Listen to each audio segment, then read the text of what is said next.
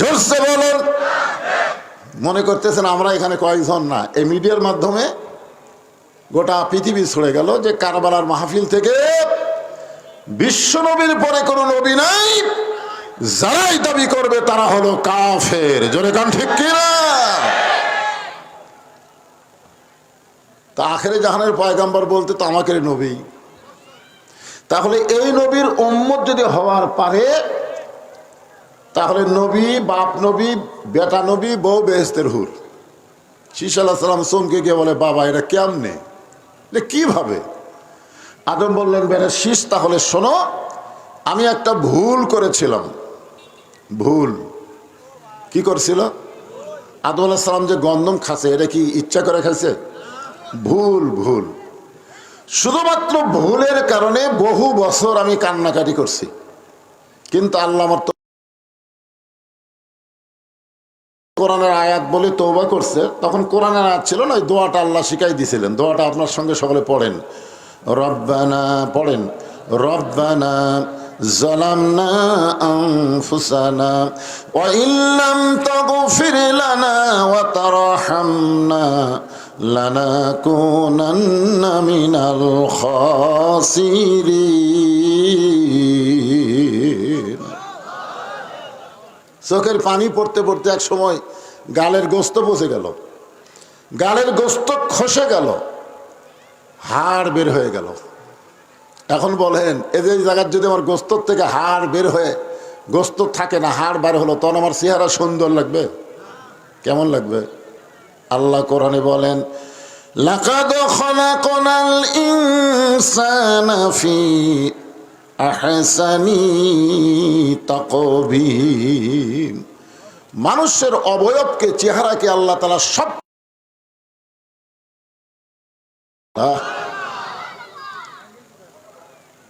আদম আলাইহিস সালাম এক সময় পানি পান করতে গিয়ে পানির মধ্যে আয়না স্বরূপ নিজের চেহারা দেখে বললেন, আল্লাহ, এত বছর কাঁদি এখন পর্যন্ত তওবা কবুল হয় না। আল্লাহ কয়, আদম, শুধু কাঁদলে হবে না, কাঁদার মতো কাঁদা লাগবে। আপনারা বলেন তো, শুধু কাঁদলে হবে না মানে কি? আমাদের মাহফিল যখন শুরু হলো তখন বাপ মার কথা কিন্তু আছে, আল্লাহর কাছে যা কান্দে, বাপ মার অন্তরে কষ্ট দেয়, আল্লাহর কাছে চোখের পানি ফেলায়, এই কান্দার কোনো দাম আছে? যেখানে আছে নাই, কোনো দাম নেই। কারণ বাপ আল্লাহ কবুল করবে না, কোনো ইবাদতই আল্লাহ কবুল করবে না। আর কথা কয় না, কষ্ট দেন নাকি আপনারা? শহরে বাসা করছেন, বাপ মার খবর কি করছেন? বইয়ের বুদ্ধি শুনে। এখন বাপ মা গ্রামে থাকে, খবর আছে?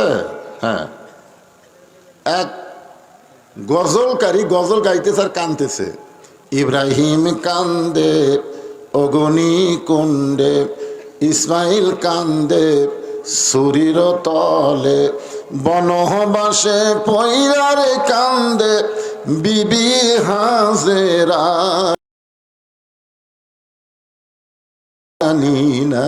এই বলে আর খালি ধর করে চোখতে পানি ফেলায়। ফেরেশতারা বলতেছে, আল্লাহ যে হারে কানতেছে আর রেজাল্ট কি? আল্লাহ কয় জাহান্নাম। কারণ নবীর শানে মিথ্যা কথা বলতেছে। ইব্রাহিম নবী তো আগ্নেয়কুণ্ড পড়েইনি, তো কানবে কেন?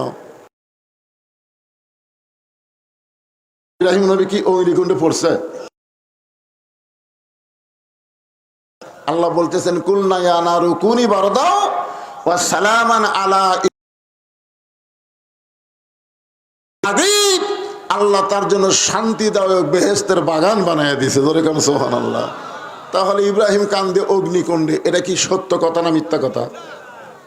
ইসমাইল কান্দে ছুরির তলে, ইসমাইল নবী ছুরির তলে কানছে। আল্লাহ বলেছেন, ইনশাআল্লাহু মা'আস সাবিরিন, নিশ্চয়ই বাবা আপনি আমাকে ধৈর্যশীলের মধ্যে পাবেন, কান্নাকাটির মধ্যে পাবেন না। চিন্তা করেন, ঠিক কিনা বলেন? এই যে নবীর সামনে মিথ্যা কথা কয় আর গজল গায়। পাহাড় কাটিলাম, জঙ্গল খুঁজিলাম, নবী তোমার দেখায় আমি পাইলাম না। এই গজল কয় আর কান্দে। আপনারা বলেন তো, পাহাড় কাটিয়া জঙ্গল খুঁজে নবী পাওয়া যাবে? তাহলে কি বলা লাগতো?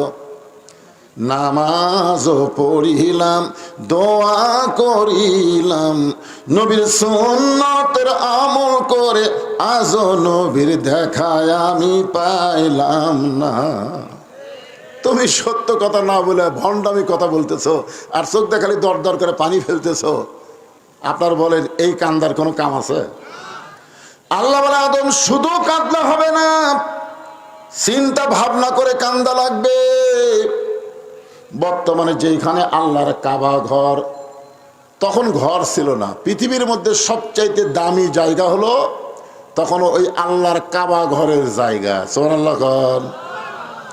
আর এখন পৃথিবীর সবচাইতে দামি জায়গা কোনটা? এখন কোনটা? মনে বড় আশা ছিল আমি যাব মদিনায়। গান শুনছেন? 68 সালে, 1968 সালে এই গান যখন আব্দুল আলিম কইছে, তখন কিছু আলেম লোকমা দিছে। লোকমা দিয়ে বলেছে, আব্দুল আলিম ভাই আপনি মূর্খ মানুষ তো, গানটা একটু পাল্টায় বলেন। কেমনে? মনে বড় আশা ছিল যাব মক্কা মদিনায়। আপনি মক্কারে বাদ দেখালি মদিনার কথা বলেন। গায়ক আব্দুল আলিম তখন কোরআন থেকে একটা আয়াত তেলাওয়াত করলেন, কুল হে রাসূল আপনি বলেন, ইন কুনতুম তুহিব্বুনাল্লাহ ফাত্তাবিউনি। আল্লাহু আকবার।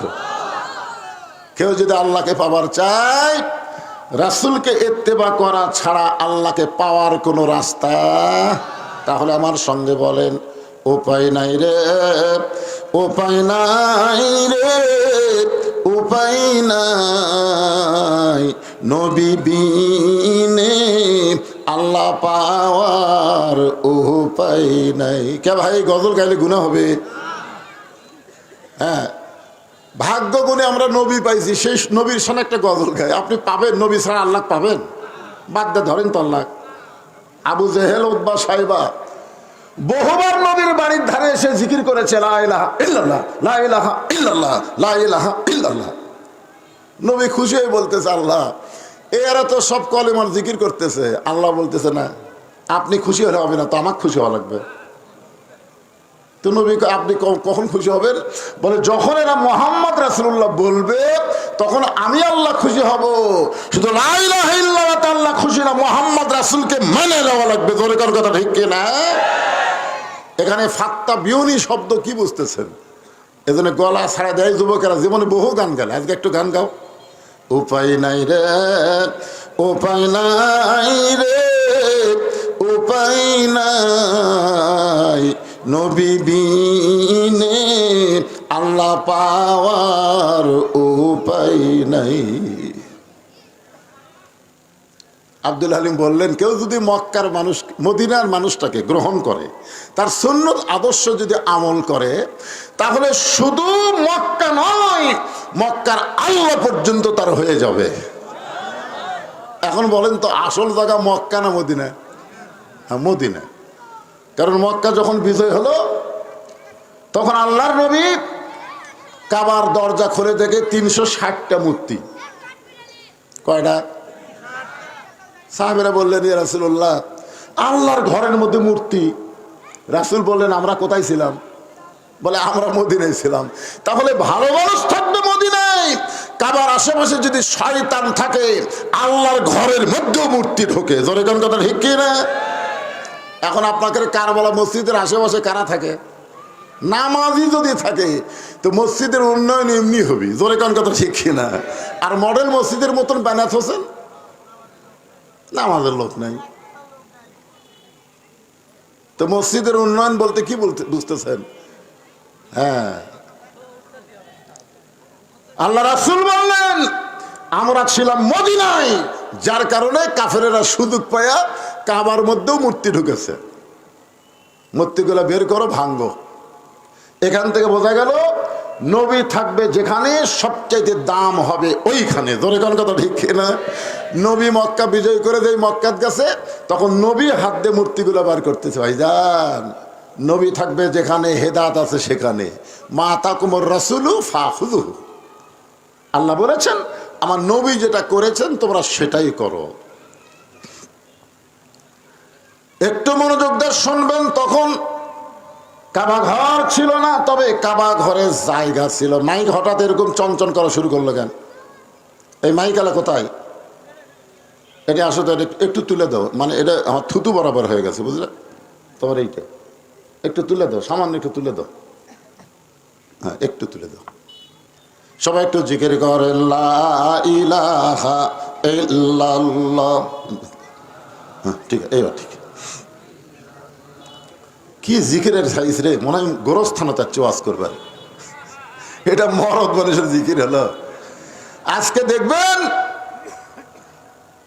সবচাইতে আস্তে কথা বলা মানুষগুলো জোরে কথা বলতেছে। আমার এলাকায় সবচাইতে আস্তে কথা বলে দুই দল, একটা হলো মেয়ে মানুষ আর একটা হলো চোর। মেয়ে মানুষ জোরে কথা বললে পর্দার খেলাফ হয়, এই জন্য জোরে কথা কয় না।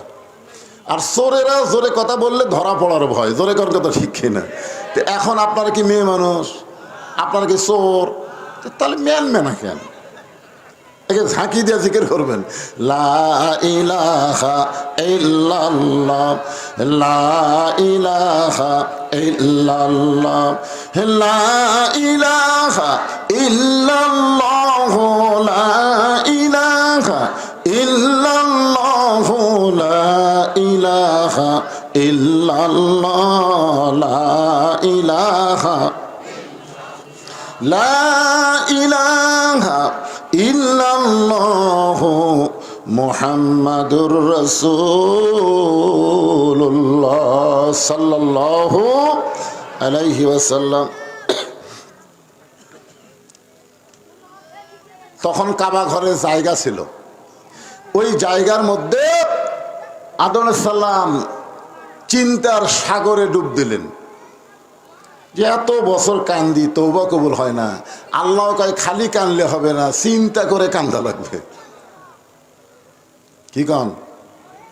মসজিদের মধ্যে আল্লাহর আইন ঠিকই মানবেন, কিন্তু সমাজে বার হয়ে মানুষের আইন অনুযায়ী চলবেন। আর তাহাজ্জুদের সময় খালি কানবেন। আইন পরিবর্তনের কোনো চেষ্টাও আপনি করেন না। একটা চেষ্টা তো করা দরকার, জোরে কোন ঠিক কিনা? যে মসজিদে আইন চলবে যার, সমাজে আইন চলবে তার। জোরে কোন কথা ঠিক কিনা? মসজিদের নেতা ইমাম ভুল করলে লোকমা দিয়ে সাইজ করেন, আর সমাজের নেতারা ইচ্ছা মতো চলে, একটা লোকমা নাই। যার কারণে তো নেতাগুলো পলান লাগলো। এমনি এমনি আপনার যদি মাঝে মধ্যে লোকমা দিতেন তাহলে পলান লাগতো না। জোরে কোন ঠিক কিনা? দেননি, ভয়ে দেননি, যে দিলেই না জানি কি হয়।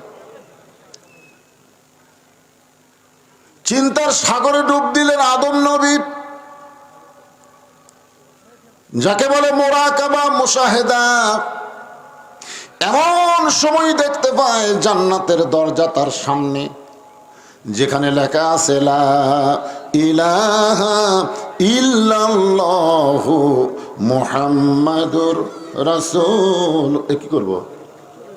হ্যাঁ, এটা কি করবো আমি? না, আমার এখানে কোন সেট। আচ্ছা, ঠিক আছে। মুহাম্মাদুর আদম আলাইহিস সালাম বলে পাইছি পাইছি পাইছি। আল্লাহকে কি পাইছো?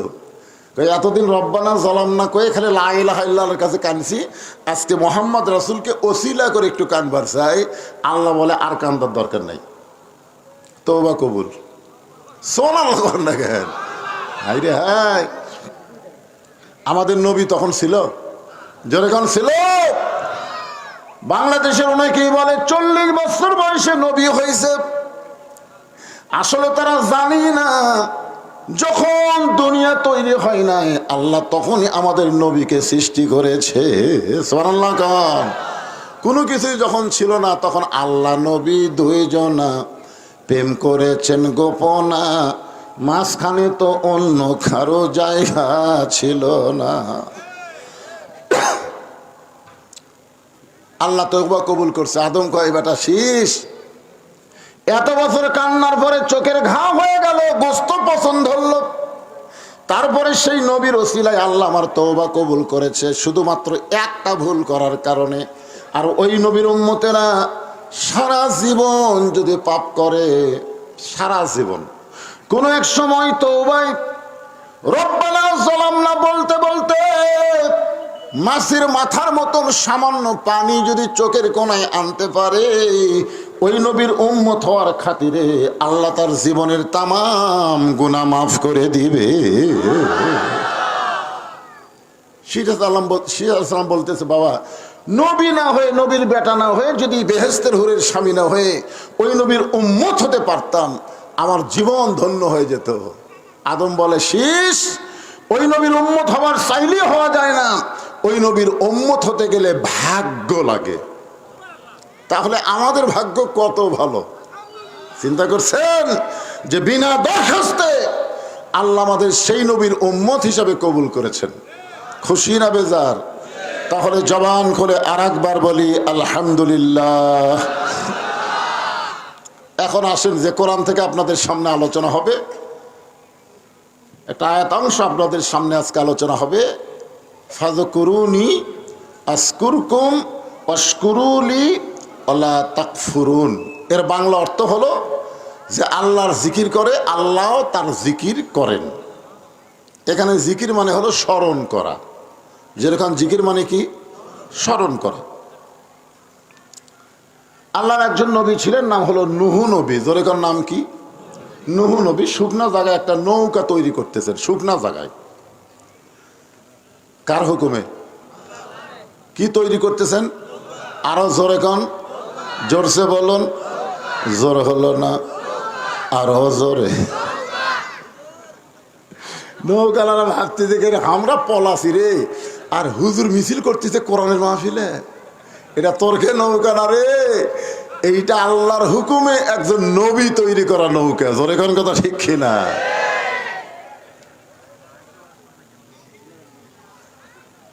কি নৌকার মিছিল হলো না? মাশাআল্লাহ। এমন সময় একজন বুড়ি মানুষ লাঠিতে ভর দেশে বলে, বাবা নূহ, এই শুকনা জায়গায় নৌকা বানানোর কারণ কি? মাইকের সাউন্ড একটু বেশি হয়ে গেছে, চঞ্চন করতেছে। এই শুকনা জায়গায় নৌকা বানানোর কারণ কি? নূহ বলতেছেন, বুড়িমা, বন্যা নামক একটা গজব আসবে, ওই গজবে গোটা পৃথিবী পানির নিচে ডুবে যাবে। শুধুমাত্র এই নৌকার মধ্যে যাদের জায়গা হবে, ওই গজবে তাদের কোনো ক্ষতি হবে না। সবাই বলেন সুবহানাল্লাহ। বুড়ি বলতেছে, নূহ, তোমার এই ছোট্ট নৌকায় যদি সবাই উঠতে চায়, এত মানুষের জায়গা কি নৌকার মধ্যে হবে? নূহ বললেন, বুড়িমা, এই নৌকাতে চড়ার শর্ত হলো আল্লাহর বান্দা বান্দি যারা নৌকার ভিতরে জায়গা পাবে তারা। শুধু নৌকাই না, আল্লাহ কোরআনে বলেন, ফাদখুলি ফি ইবাদি ওয়াদখুলি জান্নাতি। যে আল্লাহর বান্দা হলো, ও যেন তখনই জান্নাতের মধ্যে প্রবেশ করলো। ইমাম গাজ্জালি বলেন, এই আয়াতকে সামনে নিয়ে আমি সাধনা শুরু করলাম যে আল্লাহর বান্দা হলেই জান্নাত, তাহলে মরা, কবর এগুলা কি? আমরা তো সবচেয়ে বেশি ভয় করি মরা ক্লিয়া। জোরে কোন কথা ঠিক কিনা? হায় হায়, কিভাবে মরণ হবি ভাই, ওরে বাবার কি কান্দে। আমার বাড়ি সেই ঢপ করছে। আজরাইল আসার পরে আগে ঘুরে ঘুরে দেখাবে, কে রে, এলা কি রে, ইন্টারভিউ করছিস, হায় হায়, এসি লাগাইছিস, তোর যা সোফা সেট, তোর যা খাটের গদি রে, এগুলা সব ঘুরে ঘুরে দেখে কিছুক্ষণ পরে এইরকম কান্দিস, কি দেখছো? মানে এরকম করে দেখাচ্ছে যে তো এটি থেকে লিয়ে ওটি থমো। তার মানে বুঝতেছেন না, জীবন গেলে কুটি থবি 3 তালাক। তার মানে মরে গেলি এমন একটা জায়গায় নিয়ে যাওয়া হবে যার কোনো দরজা নাই, জানলা নাই, ইন্টেরিয়র নাই, বাতি নাই, এসি নেই, কিছুই নাই। এজন্যে যে ব্যক্তি দুনিয়াতে যত সাজগোজ করে বাড়ি ঘর বানাবে, তার মৃত্যুর কষ্ট তত বেশি হবে। আর যাই মাটির শুয়ে থাকে, আমি তো থাকি মাটি, আমার মাটির তলে গেলে অসুবিধা কি? এই জন্যে যে দুনিয়াকে যত ভালোভাবে গ্রহণ করেছে, দুনিয়ার মহব্বতের পাগল হয়ে গেছে, তার মৃত্যুর শাস্তি তত বেশি হবে। আমার কথা কি বুঝলেন? হ্যাঁ, ইমাম গাজ্জালী রহমতুল্লাহ আলাইহি দীর্ঘদিন সাধনা করার পরে এই আয়াতের মধ্যে তিনি পেয়ে গেছেন, মৃত্যু নামক যানবাহনের পিঠে চড়ে কবর নামক দরজা দিয়া প্রত্যেকটা বান্দা জান্নাতের মধ্যে প্রবেশ করবে। মৃত্যু হলো একটা যানবাহনের নাম, জোরে কোন কিসের নাম? আর কবর হলো জান্নাতের দরজা। ফাদখুলি ফি ইবাদি ওয়াদখুলি জান্নাতি। আপনার বলেন তো এই হিসাবে মৃত্যু ভালো না খারাপ? কারণ মৃত্যু যানবাহনত পিরত চড়বে, যানবাহনত চড়ে কবর নামক জান্নাতের দরজা দিয়ে আমরা যাব জান্নাতে। না মরলে জান্নাতে যাওয়ার কোনো রাস্তা, মৃত্যুকে গ্রহণ করাই লাগবে। সেই মৃত্যুকে আমরা ভয় করি, মৃত্যু থেকে দূরে থাকতে চাই, অথচ মৃত্যুর মতো যানবাহন মুসলমান পেয়ে যাবে কবর নামক জান্নাতের দরজা দিয়া। তার আসল ঠিকানা আল্লাহ পৌঁছায়া দিবে। এপারে তোর বসত বাড়ি, ওই পারে তোর বাসা। মানে যতই আপনি বাসা করেন, 3 তলা 7 তলা 5 তলা, এগুলো সবই হচ্ছে বসত বাড়ি। ধরে কান কি বাড়ি? কথা কন না কেন, কি বাড়ি? আর ওই পারে বাসা। বাসা মানে জান্নাত। আপনার বলেন তো এই শহরে যারা বাসা করছে এরা গ্রামের বাড়ি যে থাকবার চায়? সকালে যায়, বিকালে কয় ভাই বাসার যাওয়ালি। আরে পাগলা, তুমি তো এখানেই জন্মগ্রহণ করছো ভাই, 2-4 দিন থাকো। না না, এখানে থাকার পরিবেশ আছে, আমি বাসার যাবার চাই। তুমি যদি দুনিয়ার বাসার দিকে টান থাকে, তাহলে জান্নাত তোমার আসল বাসা, সেই বাসায় যাবার চাও না কেন? দুনিয়াটা থাকার জায়গা নাকি? দুনিয়াটা থাকার জায়গা? মুসলমানের জন্য দুনিয়া হলো সিজনুল মুমিনিন, মুমিনদের জন্য দুনিয়া হলো জেলখানা। আর আমরা দুনিয়ায় জান্নাত বানাচ্ছি। ও বাবারে, যাবো না রে। এপারে তোর বসত বাড়ি, ওই পারে তোর বাসা। ভবদরিয়ায় পাড়ি দিতে কেমনে করলি আশা, এ পাহাড়ে তোর বসত বাড়ি, ওই পারে তোর বাসা। একটু মনোযোগ দিয়ে শুনবেন। নূহ বলতেছেন, বুড়িমা, আল্লাহর বান্দা বান্দি যারা নৌকার মধ্যে জায়গা পাবে তারা। বুড়ি বলতেছে, বাবা নূহ, আল্লাহর বান্দা বান্দি হওয়ার গেলে কি করা লাগবে?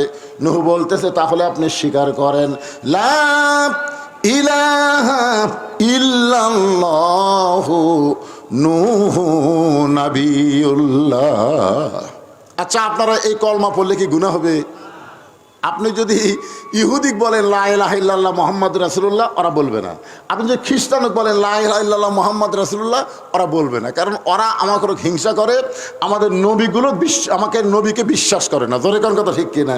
কিন্তু এখন যদি আপনাকে বলি লা ইলাহা ইল্লাল্লাহ মুসা কালিমুল্লাহ, আপনারা আপত্তি করবেন? মুসা নবীকে যারা মানে ওরাই তো ইহুদি, আর ঈসা নবীকে যারা মানে তারা হলো খ্রিস্টান। আমরা যদি বলি লা ইলাহা ইল্লাল্লাহ ঈসা রুহুল্লাহ, আমাদের কোনো আপত্তি আছে? মানে আমরা মুসলমান সমস্ত নবীকে বিশ্বাস করি আর বিশ্ব নবীর কলেমা পড়ি। জোরে কোন কথা ঠিক কিনা? কথা বলেন। তাহলে নূহ নবীউল্লাহ বলতে আপনাদের আপত্তি আছে? সবাই একসাথে বলেন লা ইলাহা ইল্লাল্লাহু নূহু নবিয়ুল্লাহ। নূহ নবী বললেন, বুড়িমা, আপনার আর কোনো টেনশন নাই। বন্যা নামক গজব যখন শুরু হবে, আমি আপনাকে হাত ধরে নৌকায় উঠায় আনিব। সঙ্গে সঙ্গে বুড়ি বললেন, আলহামদুলিল্লাহ ওয়াশকুরুলি ওয়ালা তাকফুরুন। খুব খেয়াল করবেন। আচ্ছা, হাত ধরে তুলবে কে? নূহ নবী। আর প্রশংসা করলো কার? দেখছেন, আমরা তো বড় বড় নেতা আসলে ওর প্রশংসা করতে করতে আমাকে রে, আমার নেতার চরিত্র ফুলের মতন পবিত্র, নামাজ পড়ে না, একক তো। কথা ঠিক কিনা? আয়া, আপনারা বলেন যে মানুষ দাঁড়ায় পেশাব করে নামাজ পড়ে না, ওকে যারা নেতা কয় এরা কি? সুম্মা রাদাদনাহু আসফালা সাফিলিন। একটু মনোযোগ দিয়ে শুনবেন। প্রশংসা পাওয়ার একমাত্র মালিককে। ইন্নাল হামদা ওয়ান নি'মাতা লাকা ওয়াল মুলক লা শারিকা লাক। কে রে হাজী সাহেবরা কি বলে আইছেন মক্কার কাবা ঘরের সাথে? হ্যাঁ, ওখানে বললেন লাকা ওয়াল মুলক লা শারিকা লাক। একমাত্র আল্লাহ ছাড়া কাউকে রাজনীতিতে, রাষ্ট্রতে, ক্ষমতাতে স্বীকার করি না। একমাত্র রাজনীতি চলবে কার? আরো জোরে কি বলতেছেন? লাকা ওয়াল মুলক লা শারিকা লাক। গোটা পৃথিবীর রাজত্ব কার? আর কিছু কিছু চামচা নেতা বলতেছে ইসলামের সাথে নাকি রাজনীতির সম্পর্ক নাই। এক ফকির ভিক্ষা করবার জায়গা থেকে বাদশাহ শাহজাহান মসজিদের মধ্যে দুই হাত তুলে কাঁদতেছে, ও বাদশার বাদশাহ, তোমার দরবারে আমি ফকির, আমি ফকির, আমি ফকির। বাংলাদেশের মতন 45টা দেশের সম্রাট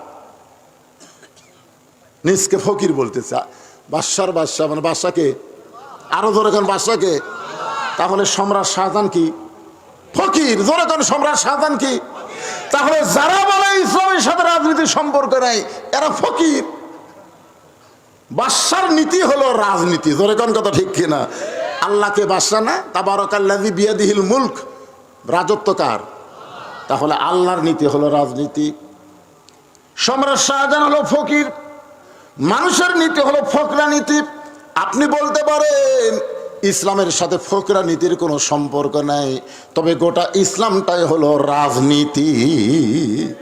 নীতির রাজা, রাজপথের সেরা পথ রাজপথ। হাঁসের মধ্যে সেরা হাত যদি রাজহাঁস হয়, তাহলে নীতির মধ্যে সেরা নীতি হলো রাজনীতি। একটু খেয়াল করবেন। বুড়ি চলে গেল, বুড়ির আর কোনো টেনশন নাই, বুড়ি চলে গেছে। আল্লাহর প্রশংসা করে বিশাল বন্যা হলো, গোটা পৃথিবী 40 দিন পানির তলে ডুবে থাকলো। নূহ নবীর নৌকা এক সময় যদি পর্বতে ভিড়ে গেল। আল্লাহ ডাকতে বলে, নূহুরে খবর কি? নূহ বলতেছে, আলহামদুলিল্লাহ, নৌকার মধ্যে যারা জীবিত আছে তারা, নৌকার বাহিরে যারা ধ্বংস হয়েছে তারা। আল্লাহ বলে, নূহ ওই বুড়িটার খবর কি? নূহ বলতেছে, আল্লাহ আমার মনি নাই। কি বুঝলেন? মনি নাই। তার মানে বোঝা গেল যিনি সবসময় আমাদেরকে মনে রাখেন তাকেই ধরা লাগবে, যিনি ভুলে যান তাকে ধরে কোনো লাভ নেই। আমরা বিপদে আপদে মুসিবতে ধরবো কাকে? আরো জোরে। যখন তোমার কেউ ছিল না তখন ছিলাম আমি, আবার যখন তোমার কেউ থাকবে না তখন রবে আমি। মাঝখানে তুমি ভুলে গেলে। আজানটা শেষ হয়ে যাক। আজান কতক্ষণ চলবে? আজকে এখানে ঈশার নামাজ আমার আলোচনার পরে হবে। আপনাদের কোনো সমস্যা আছে? বিশাল জামাত হবে, হাজার হাজার মানুষের একটা বিশাল জামাত হবে, এই জন্য কোনো টেনশন নাই। হ্যাঁ, সবাই একটু আজানের সময় আল্লাহর জিকির করি। লা ইলাহা ইল্লাল্লাহ, লা ইলাহা, জোরে জোরে লা ইলাহা ইল্লাল্লাহ, লা ইলাহা ইল্লাল্লাহ, লা ইলাহা। কেউ যেন মনে করেন না যে আজান দিছে এখনই নামাজ পড়বো না।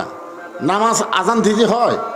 আর আল্লাহ রাসূল বলেছেন এশার নামাজ দেরি করে পড়াটাই আমার পছন্দ, কিন্তু উম্মতের কষ্ট হবে বলে এশার নামাজ আগা রাত্রে পড়ে। কিন্তু গভীর রাত্রে এশা পড়াটা নবী পছন্দ করে। জোরে কোন সুবহানাল্লাহ।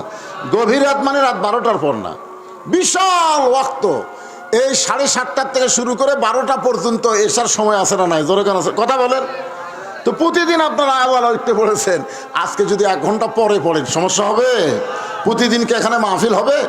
আজকে হচ্ছে, এই জন্য আজকের দিনটা 1 ঘন্টা পরে পড়েন। কোনো মনের মধ্যে যেন এদিক সেদিক নিয়ে আসেন না, শয়তান কিন্তু ধোকা দিবে। কিন্তু আগের নামাজ না ওয়াজ। আরে পাগলা, সারা জীবন নামাজ পড়া লাভ নাই। একবার যদি নামাজ ধরতে পারেন সেই নামাজ আপনাকে জান্নাতে নিয়ে যাবে। জোরে কোন ঠিক কিনা? আল্লাহ কয় নামাজের জোরে ফায়েসা কাজ যাবে দূরে, পাক কোরআনে রয়েছে ঘোষণা। এখন আকাম কুকাম নামাজ রোজা একসাথে বান্ধিয়া বোঝা, জাহান্নামে দিয়া সরওয়ানা। আজও কেন একে ওঠে রে, একে ওঠে রে, এই বাচ্চাগুলো উঠতে দিলেন কি আপনারা? এরকে দেখা দিচ্ছে শয়তান আপনাকে ধোকা দেবে। শয়তানের ধোকা বহু রকম, কথাটা বুঝলেন? শয়তান বহু চেষ্টা করছে মসজিদের মধ্যে ঢুকতে দিবে না, কিন্তু যখন মসজিদের মধ্যে ঢুকে গেছে তখন শয়তান দরজার বসে কাঁদতেছে। তো শয়তানের একটা বেটা আছে, নাম হলো খান্নাস। ধরেন বেটার নাম কি? খান্নাস। বলতেছে আব্বা আপনি কান্দেন কেন? বলে এত চেষ্টা করলাম তাও যে মসজিদের মধ্যে ঢুকলো। বলতেছে বাবা মসজিদের মধ্যে ঢুকলে কি হবে, আমি একে নামাজের মধ্যে ঢুকতে দেব না। আজকে বহু মানুষ মসজিদের মধ্যে ঢোকে কিন্তু নামাজের মধ্যে ঢুকবার পারতেছে না। ধরে কথা ঠিক কি না? নামাজের মধ্যে যখন মুসলমানের ঢুকবে, আল্লাহ বলেছেন ইন্নাস সালাতা তানহানিল ফাহশাই ওয়াল মুনকার, একমাত্র নামাজই পারে মানুষকে যাবতীয় বেহুদা কাজ থেকে, খারাপি থেকে, ফাহিশা কাজ থেকে হেফাজত করতে। এখন অনেক লোক নামাজও পড়ে আবার ঘুষ খায়, আছে না নাই? জোরে কোন আছে না নাই? আসরের নামাজে রুজু করতে চেয়েছিলেন, এমন সময় এক ব্যাগ টাকা নিয়ে একজন হাজির হয়ে গেছে। এসিলেন বলতে তোর কি সময় জ্ঞান নেই, এখন উজু করতেছি নামাজ পড়ার আগে ওইটা হাত দিয়ে ধরবো না। তোর যদি সময় না থাকে ডয়ারের মধ্যে থিয়া যা, আগে নামাজ পড়বি, তারপরে ঘুষের টাকা নিবি নামাজের আগেই। এই রমজানের চাঁদ উঠলে দেখবেন কতগুলা ঘুষাড়ু টেবিলের তল দিয়ে নিবি। জোরে কর কথা ঠিক না? উপর দিয়ে নেওয়া যাবে না ভাই, রোজা আসিরে তল দে। তার মানে কি, ওই নামাজ পড়তেছে, নামাজ ধরে না। আজকে এই রজব চাঁদের শেষে কেমনে নামাজ ধরা যায় ফাযকুরুনি আযকুরকুম দিয়ে আপনাদের কাছে আমি বলতে চাই। শোনার দরকার আছে না? দরকার আছে না? নাই? সারা জীবন পড়লো, পরীক্ষাতে ফেল করলো, ওই পড়ে লাভটা কি? এই জন্যে আজান তো এলাকা তো এক এক সময় একটা হয় নাকি, এ শেষ হয় না করে এতক্ষণ আজান দেয়। আর একটা মনে ধরলো, ও আচ্ছা আচ্ছা, যাই হোক, এই মসজিদের আজান শেষ, যেটাতে আমি জিজ্ঞেস শুরু করছিলাম সেটা আপাতত বন্ধ হচ্ছে, হয় নাই? দিতে পারে অনেক সময়। মাদ্রাসা মসজিদের ছাত্রদের লেখাপড়ার জন্য আজান পরে দেয়, এরকম আছে না নাই? মাদ্রাসা মসজিদ যেরকম আমার মাদ্রাসার মসজিদে আজান আমরা সব জায়গায় এসা হওয়ার পরে 1 ঘন্টা পরে দিই, কারণ ছাত্ররা আজান দিলে তো নামাজ পড়বার যাবে না, এই জন্য 1 ঘন্টা পরে আমরা আজান দিই। আজকেও মনে করবেন এটা একটা মাদ্রাসা, জোরে কোন ঠিক কিনা? আপনার হলেন ছাত্র, কিছু সময়ের দিন আমি হলাম ওস্তাদ। এটা মাদ্রাসা মসজিদ মনে করে 1 ঘন্টা পরে হবে, অসুবিধা আছে? কথা কোনো অসুবিধা আছে? জামিল মাদ্রাসা আজান কি এখন হচ্ছে? হ্যাঁ, 1 ঘন্টা পরে হবে, কারণ আগে শিখো। 7 বছর থেকে আমাদের তালিম দেওয়া লাগবে, জোরে কোন কথা ঠিক কিনা? আগে শিখাও, তারপরে ধরো। তো না শিখতে ধরবা 1 লোক কালে সমান এরকম লোক তোলে। আমি করলাম নামাজ শেষ করে, কে ভাই এটা কি? তো কয় হুজুর সবাই করে আমিও করি, মানে সগলি তোলে উনিও তোলে। কি শিখছে? ওই কথা কেন শিখছে? ওই চটকান মারতেছে, তার মানে কি? হিন্দু বলতেছে কে ভাই তোমাকে মসজিদে ধার ধারে মাঝে মধ্যে যাই, তোমাকে ইমাম যে সামি আল্লাহু লিমান হামিদা কয়, হামিদা কার বউ? তো মুসল্লি বলতেছে ভাই আমিও শুনি রে, মনে হয় ইমামের বউ হবি না চাচি হবি, কে যে হবি? আপনারা বলেন তো, হামিদা কারো নাম? হামিদা মানে কি এটা জানে না। এইরকম বহু লোক নামাজ পড়তেছে কিন্তু কাম হবি না। তো একটু মনোযোগ দিয়ে শুনবেন, কোন জায়গায় কথা রাখছে মনে আছে আপনাদের? আপনারা ভুলে গেল, আল্লাহ পাক আমাকে ভুলাই দিবে না। জনগণের হেদায়েতের স্বার্থে আল্লাহ যেন আসল কথাগুলো বলার তৌফিক দেয়, জোরে বলেন আমিন। ওয়াশকুরুলি ওয়ালা তাকফুরুন। আল্লাহ বলে নূহ রে, ওই বুড়িটার খবর কি? নূহ বলতেছে আল্লাহ আমার মনই নেই। অনেকে কয় না হুজুর আমার কোনো চিন্তা নাই, আমি বাবা ধরছি, আমি পীর সাহেব ধরছি, হুজুর আমার কোনো টেনশন নাই হুজুর। অনেকে বাবা কাবা ধরার লোক আছে না নাই? জোরে করা আছে না নাই? এই কিছুদিন পর যাওয়া শুরু হবে, ট্রাকত করে গরু লিয়া, ট্রাক ভর্তি গরু। কেরে বাবা কোথায় যাচ্ছেন? হুজুর দোয়া করবেন, বাবার দরবারে যাচ্ছি। বাপ মা কই বুড়া বুড়ি আছে হুজুর, বুড়া বুড়ি আছে। বাপ মা হলো বুড়া বুড়ি আর ওই বাবার দরবারে যাচ্ছে। আপনার বলেন তো আর জন্মের ঠিক আছে? নিজের বাপ মারে বুড়া বুড়ি কয় আর বাবার দরবারে যায়। বাবা ধরছে, পীর ধরছে। আমি পীরের বিরুদ্ধে ওয়াজ করি না, আমরা ইমামকে ধরেছি, ইক্তেদাই তু বিহাদাল ইমাম, ইমামকে ধরেছি ততক্ষণ পর্যন্ত ইমাম যতক্ষণ নবীর তরিকা মোতাবেক নামাজ পড়াবে। ধরে কোন ঠিক কিনা? আসরের 4 রাকাত নামাজে ইমাম যদি 3 রাকাত বসে, আমরা কিন্তু আর ধরে থাকবো কে রে? ইমাম 3 রাকাত বসেছে, ডবল টাইটেল পাস, দাওরা পাস, আজকে ধরে বসে থেকে আল্লাহ কয় নামাজ বাদ। ইমাম যদি ভুল করে লোকমা দে, বিশ্বাস যদি নবীর তরিকা বাদ দিয়ে নিজে একটা তরিকা বানায়, ওই পীরকে বাদ দেওয়া লাগবে। আতিউল্লাহ ওয়া আতিউর রাসূল, আমরা আল্লাহর আনুগত্য করবো, নবীর তরিকা মোতাবেক চলবো। তুমি নতুন তরিকা কুটি পেলা। আজকে মুসলমানের মধ্যে বহু তরিকা ঢুকে যাওয়ার কারণে আমাদের মধ্যে মতভেদ তৈরি হয়ে গেছে। জোরে কর কথা ঠিক না? এই তবলিগের মধ্যেও 2 তরিকা ঢুকছে। তবলিগের মধ্যে 2 তরিকা। জীবনে কোনোদিন শুনছেন তবলিগের লোকেরা বলে, হুজুর এক লোক যাওয়ার সময় উড়াত পা দিল, উড়াত পাও দিয়ে পার হলো। আমি তাকে বললাম, ভাই তোমার পাও তো লাগেনি? দেখছেন, উড়াত পাও দিছে, ওই কিছু কষ্ট না ভাই, ভাই তোমার পাও তো লাগেনি ভাই। এমন একটা নরম দল এবার খুনাখুনি হলো। জোরে কোন কথা ঠিক কিনা? তার মানে কি বোঝা গেল? তরিকা বাদ দেন, নিজের তরিকা যদি কেউ বার করবার চাই, তখন দেখবেন সেখানে শান্তির বদলে অশান্তি চলে আসবে। একটা মাত্রই তরিকার মধ্যে শান্তি, সেই তরিকা হলো আমার নবীর তরিকা। আল্লাহর হুকুম, নবীর তরিকা। সুবহানাল্লাহ। তাহলে ধরবো কাকে? আরো জোরে, ইয়াকা নাবুদু ওয়া ইয়াকা নাস্তাইন। কিসের মাধ্যমে আমরা আল্লাহকে ধরবো? ইবাদতের মাধ্যমে। সুবহানাল্লাহ বলেন। ইবাদতের মাধ্যমে। ইয়াকা নাবুদু, আল্লাহ তোমার গোলামি করি, তোমাকে ধরে তোমার সাহায্য চাই। আল্লাহ বলে, নুহু রে, তাহলে বুড়িটার খবর কি? নুহু বলতেছে, আল্লাহ বন্যার পানিতে সবাই ধ্বংস হয়ে গেছে, ওই বুড়িটাও ধ্বংস হয়ে গেছে। আল্লাহ বলে, নুহু আজগুবি কোনো কথা বলা যাবে না, কথা বলতে গেলে তদন্ত করে কথা বলা লাগবে। কিছুদিন আগে ফেসবুকে দেখলাম যে ইউনূস সরকার পলাছে।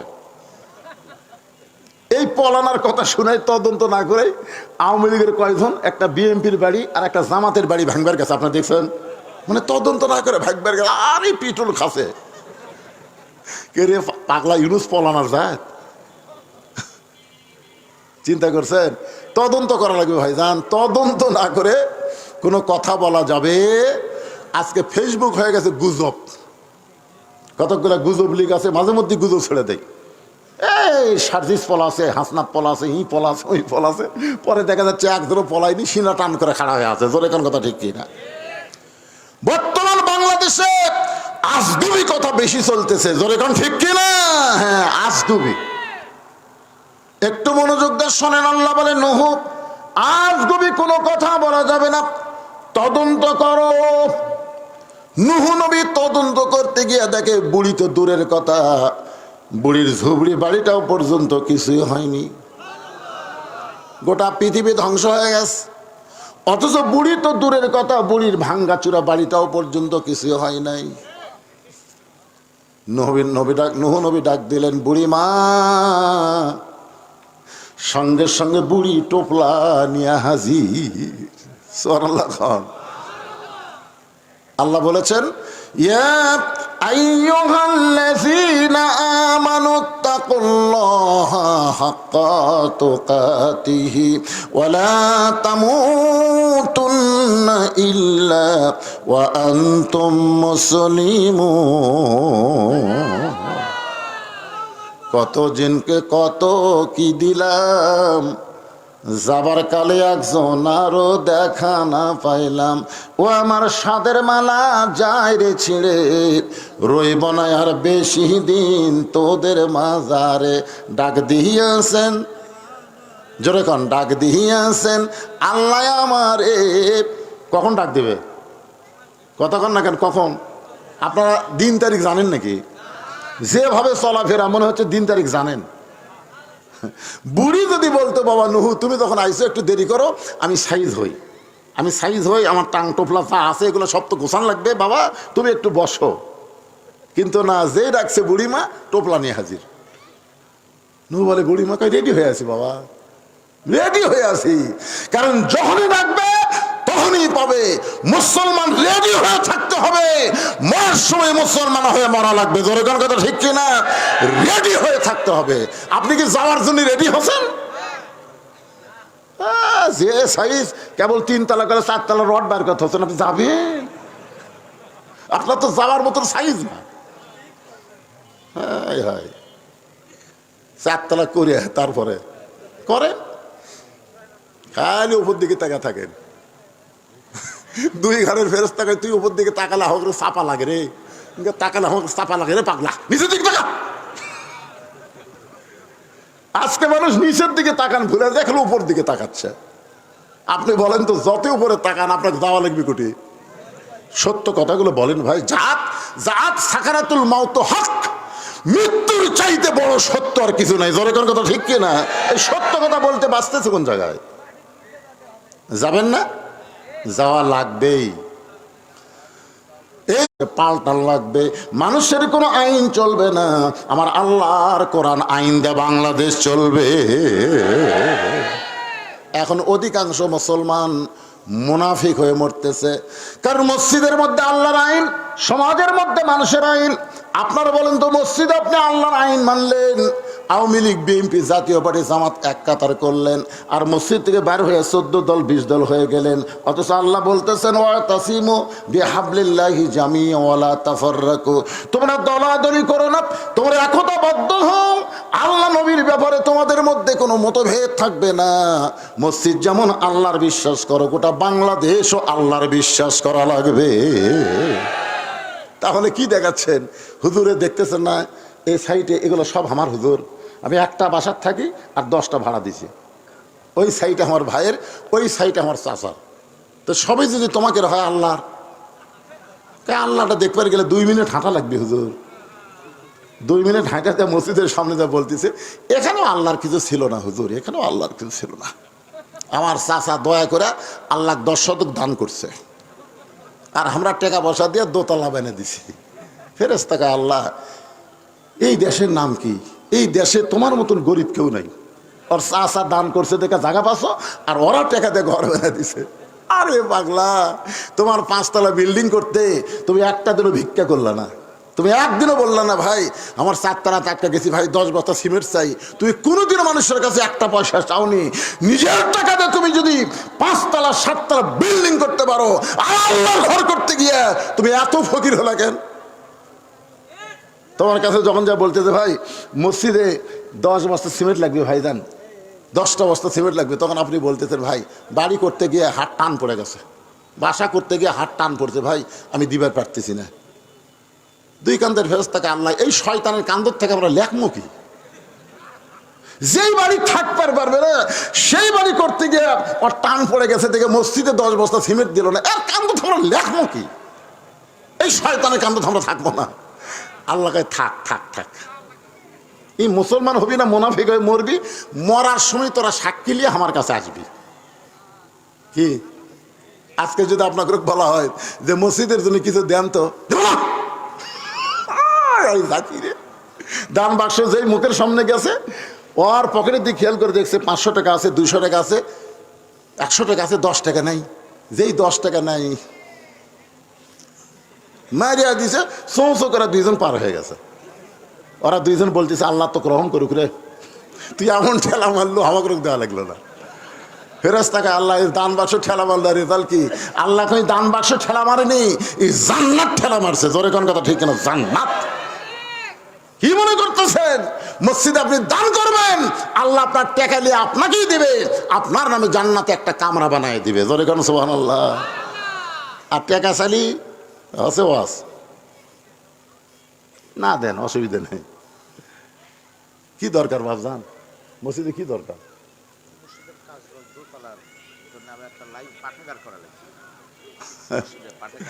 মানে আমার জামাই এখানকার খতিব, তো ওটার কায়দা নেই। এখন উঠবেন, ওঠেন, টাকা দেওয়ার ভয় যদি আপনি ওঠেন, ওঠেন, ওইটা কুটি যাবেন সেই চিন্তা করেন। আপনি বাসার যাবেন না হাসপাতালে যাবেন সেই চিন্তা করেন।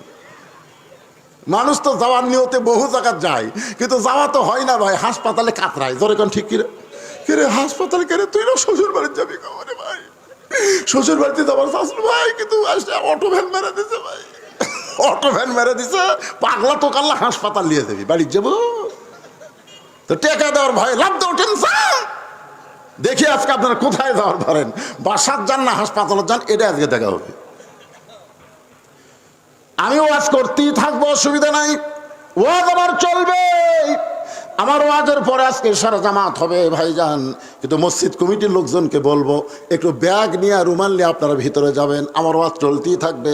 আর আল্লাহর পাগলেরা দান করতেই থাকবে। সোনাল্লাহ, যার যেমন সাধ্য হয়, যার যেমন সাধ্য হয়, যে পারবে 1000 টাকা 10 টাকা দিয়ে আপনি দায় সারা কাম করতে পারবেন না, আবার যে 10 টাকা দিবার পারবেন আপনি দিবেন, আল্লাহ ওইটাই আপনার জন্য কবুল করে নিবে।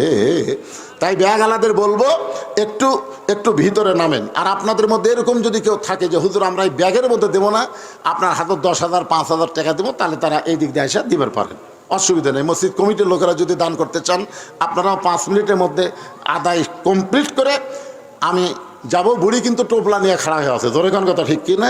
আজকের বিষয় হলো ফাযকুরুনি আযকুরুকুম ওয়াশকুরুলি ওয়ালা তাকফুরুন।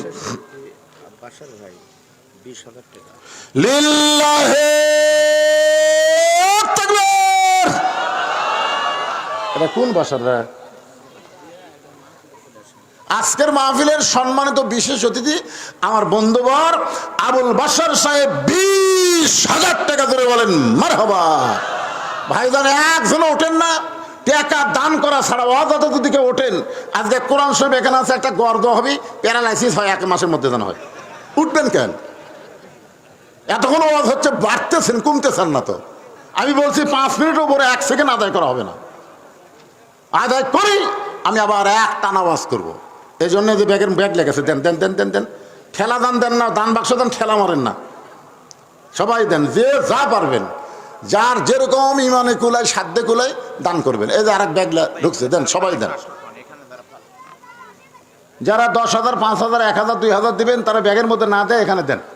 আল্লাহর ঘরের জন্য আল্লাহর একজন বান্দা 500 টাকা দান করেছে, আল্লাহ দানকে কবুল করেন, আল্লাহুম্মা আমিন। দোতলার কিছু কাজ বাকি আছে, পাঠাগার করতে চাই, এই জন্য সকলেই প্রাণ খুলে একটু দান করবেন। আমার মা বোনেরা যেখানে ওয়াজ শুনতেছেন, আপনাদের মধ্যেও বিশ্বাসযোগ্য লোক যাবে বা মসজিদের জন্য আপনারাও দান করবেন। নগদ যদি না পারেন, কাগজ কলমটা রেডি হয়ে আছে, এই কাগজ কলমটা রেডি আছে। কেউ যদি নগদে টাকা না আনেন, তাহলে হুজুর আমি আল্লাহর ঘরের জন্য 5,000 টাকা বাকিতে দিলাম, আপনি এখানে নাম লিখে দিতে পারেন, নাম লিখে দিতে পারেন, সর্বসাকল্যে 5 মিনিটের মধ্যে কাম সারা। হ্যাঁ, আর কারা দেবেন? এক বিশেষ অতিথি দিয়েছে, প্রধান অতিথি কি দিল, আরও তো বিশেষ অতিথি আছে, তারা কি দিল? সভাপতি সাহেব কুটি গেল রে। আল্লাহর একজন বান্দা, এই ব্যাগ আদায় পর্যন্ত আমার আদায়, তারপর আবার ওয়াজ করবে। ব্যাগ মাঝখান থেকে যখন এখানে আসবে টেজে, আদায় শেষ। আল্লাহর একজন বান্দা 500 টাকা দান করেছে আল্লাহর ঘরের জন্য, আল্লাহ দানকে কবুল করেন, আল্লাহুম্মা আমিন। শহরের লোকে কৃপণ বেশি নাকি? এইরকম ওয়াজ করে গ্রামে চাইলে টাকা দেওয়ার জন্য পাড়াপাড়ি হতে জানেন। আরে এখানে কি করতেছেন আমরা, উঠতেছেন না কেন? ও দিচ্ছে, মাশাআল্লাহ, ব্যাগ পাটি দেন দেন দেন, ব্যাগের মধ্যে দেন, অসুবিধা নেই, দেন, একটু ধরে দিবেন আর কি। আল্লাহ বলেছে লান তানালুল বিররা হাত্তা তুনফিকু মিম্মা তুহিব্বুন, তুমি যেই টাকার লোডটাকে বেশি মহব্বত করো ওটাই আল্লাহ দাও। এখন আপনার কাছে 1000 আছে, 500 আছে, 200 আছে, 100 আছে, 20 আছে, কোনটাকে আপনি বেশি মহব্বত করেন সেটা আল্লাহ দেন। আপনি যে 1000 বাদ 20 দেন, আল্লাহ বলবে তুই সেই রকমই পাবি। ওমা তুনফিকু মিন শাইইন ফি সাবিলিল্লাহি ইউফা ইলাইকুম ওয়া আনতুম লা তুজলামুন। আল্লাহর একজন বান্দা 100 টাকা দান করছে, আল্লাহ দানকে কবুল করে। সবাই একটু জিকির করে লা ইলাহা ইল্লাল্লাহ। মেয়েদের মধ্যে বলে দিছি, বিশ্বস্ত লোক যাওয়া লাগবে। লা ইলাহা ইল্লাল্লাহ, জোরে লা ইলাহা ইল্লাল্লাহ, লা ইলাহা ইল্লাল্লাহ, লা ইলাহা ইল্লাল্লাহ, লা ইলাহা ইল্লাল্লাহ, লা ইলাহা। আজকের মাহফিলের সম্মানিত সহসভাপতি প্রিন্সিপাল আবু বকর ভাই আমার 10,000 টাকা নগদ দান করেছে আল্লাহর ঘরের জন্য, আল্লাহ তার দানকে কবুল করেন, আল্লাহ নেক নিয়ত নেক আশা পূরণ করেন, আল্লাহুম্মা আমিন। আল্লাহর একজন বান্দা 500 টাকা দান করলো, আল্লাহ দানকে কবুল করেন, ভাইজান নগদ যদি না থেকে বাকি লেখা দেন, কাগজ কলম আছে তো, অসুবিধা নেই, বাকি দিলেও পরে পাওয়া যাবে। যদি কেউ বাকি দিবার চান, হুজুর টাকা পাওয়ার কেউ দিয়ে আসি নাই, আপনি যদি হঠাৎ চাইলেন তো আমি বাকি দিলাম, দেন 5,000 10,000 যা পারেন, 1,000 টাকাও যদি পারেন। এই ছেলেরা ওঠো না, এই বাবারা ওঠো ওঠো না, ওঠা বসা করা ঠিক না। তাহলে কোন জায়গায় ওয়াজটা আটকে আছে? নূহ নবী বললেন, বুড়ি মা, বুড়ি টোপলা নিয়ে হাজির। তোমরা আমার আদায় তোলো না, কে আদায় তুলবে? তাহলে আমাকে অল স্কোয়ার বক্তা মনে করবি রে। এরা আদায় সময় স্টপ করে দেয়, কয় হুজুর খালি ওয়াজে জানে, আদায় জানে না। কি টেকনিক করে আদায় করতেছে, তুলে দেওয়া লাগবে না? তুলছে, মাশাআল্লাহ, আদায় তুলবে। যে বক্তা খালি ওয়াজ জানে না, আদায়ও জানে। অনেকে আমাকে বলে, হুজুর আপনি আদায় করে পারেন? কিন্তু আমি যে করি এটা দেয় না। ভিতরে খাতা কলম নিয়ে গেছে, আপনার যদি শরম লাগে, ভিতরেই লোক গেছে, আপনার তার কাছে লিখে দেবেন, অসুবিধা নেই। ব্যাগের আদায় কমপ্লিট হয়ে গেছে, এখন আবার আলোচনা। নূহ নবী বললেন, বুড়ি মা, বন্যা গজব শেষ হয়ে গেছে, গোটা পৃথিবী ধ্বংস হয়ে গেছে, কিন্তু আপনার ঝুবড়ি বাড়িটাও কিছু হয় নাই, আপনারও কিছু হয়নি। ও বুড়িমা, আপনি গোপনে এমন কি আমল করেছেন যে আমল করার কারণে আল্লাহ পাক আপনাকে হেফাজত করেছে? গোপন আমল। নূহ নবী বললেন, বুড়িমা এমন কি আমল করেছেন যে আমল করার কারণে আল্লাহ তাআলা আপনাকে হেফাজত করলো? বুড়ি বলতেছে, নূহ রে, তুমি যখন আমাকে গজব শুরু হওয়ার আগে হাত ধরে নৌকায় উঠাবার চাইলা, সেই সময় আমি কিন্তু তোমার প্রশংসা করি নাই, আমি প্রশংসা করেছি কার? ইমানের কলেমা গ্রহণ করার সাথে সাথে, ইমানের কলেমা লা ইলাহা ইল্লাল্লাহ, নূহ নবীউল্লাহ, এই কলেমা গ্রহণ করার সঙ্গে সঙ্গে আমার ইমান আমাকে বলে দিয়েছে, বুড়ি রে, দুনিয়ার সবাই সবাইকে ভুলতে পারে, কিন্তু আল্লাহ কোনোদিন কাউরে ভোলে না। তাহলে আমরা জিকির করব কার? আরো জোরে, জোরসে বলুন। দাও দাও করে আগুন জ্বলতেছে, চড়কের উপরে আমাদের জাতির পিতা হযরত ইব্রাহিম বসে আছে, আর রশি ধরে বাবা আজর টানতেছে, রশি ধরে টানতেছে ছেলেকে বাঁচানোর জন্য না, আগুনের মধ্যে ফেলে দেওয়ার জন্যে। আগুনের মধ্যে ফেলে দেওয়ার জন্য বাবা আজ রশি টানতেছে, নিচে দাও দাও করে চুলার আগুন জ্বলতেছে, ইব্রাহিম নবীর চোখ দিয়ে দর দর করে পানি পড়তেছে। এমন সময় ফেরেশতা জিবরাইল বলে, নবী গো, এমন করে আপনি কাঁদবেন না, আল্লাহ আমাকে 600 পাখা দিয়েছে, একটা পাখার বাতাস দিব, গোটা আগুনের চুলা সাগরের মধ্যে গিয়ে নিভে যাবে। আমাদের জাতির পিতা বললেন, জিবরাইল, তুমি কি মনে করতেছো আমি আগুনের চুলার ভয়ে কাঁদতেছি? তা কান্দি না, আমার কান্নার কারণ হলো, দুনিয়াতে কোনো সন্তান যখন বিপদে পড়ে, বাবা তাকে সাহায্য করার জন্য এগিয়ে আসে, কিন্তু ভাগ্য করে এমন একটা বাবা পাইছি, যে বাবা সন্তানকে সাহায্য না করে সন্তানকে আগুনের মধ্যে ফেলে দেবার চায়। ইব্রাহিম এই কথা শোনার সঙ্গে সঙ্গে জিবরাইল বলে, নবী গো, আপনার বাবা যতই চড়ক টানুক, রশি টানুক, আপনাকে আগুনের মধ্যে ফেলে দিবার পারবে না, আপনি কেন বাবার চিন্তা করে কাঁদতেছেন? ইব্রাহিম বলে, জিবরাইল শোনো, আমার বাবা মাকে দুনিয়ার নমরুদের আগুনের চুলার মধ্যে ফেলে দিবার চায়, কিন্তু এমন কতগুলো বাবা কিয়ামত পর্যন্ত পৃথিবীতে জন্ম নিবে, যাদের সন্তানকে জাহান্নামের আগুনে তারা পুড়াবার যাবে। এমন কতগুলো বাবা আজকে বাংলাদেশে আছে, নিজে খালি নামাজ পড়ে, ছেলেগুলো নামাজ পড়ে না। এরকম বাপ আছে না নাই? জোরে কথা বলেন না কেন? আল্লাহ কোরআনে বলেছেন, কু আনফুসাকুম ওয়া আহলিকুম নার, জাহান্নামের আগুন থেকে বাঁচতে গেলে একলা বাঁচলে হবে না পাগল, তোমার আহাল পরিবার নিয়ে বাঁচা লাগবে। এই কথা কার কথা বলেন? আজকে মসজিদে বাবা তুমি নামাজ পড়ো, তোমার ছেলে কি করে, তোমার মেয়ে কি করতেছে? অনেক স্বামী আছে দেখবেন দুপুরবেলা বাড়িতে গেছে, এখন 3 তরকারিতে ভাত ডাইনিং টেবিলে, স্বামী কিন্তু জোহর নামাজ পড়ে এসে দোয়া পড়তেছে, আল্লাহুম্মা বারিক লানা ফি মা রাযাকতানা ওয়া কিনা আযাবান নার, এই বলে বিসমিল্লাহ বলে যখন খাবার যাবে, এমন সময় বিবেক বলতেছে, দোয়া তো ভালোই মারতেছ, তোর বউ কি নামাজ পড়ছে?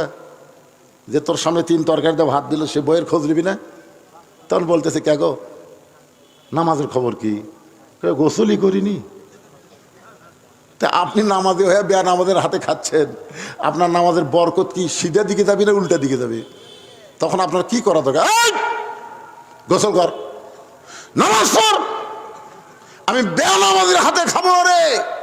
এই কথা বলে হুঙ্কার মারার সাথে বউ দৌড়ে গিয়া গোসল করে জোহর নামাজ পড়ে যখন আপনার সামনে খাবার দিচ্ছে, আপনি তখন বলতেছেন হুন্না লিবাসুল্লাকুম ও আনতুম লিবাসুল্লাহ হুন্না।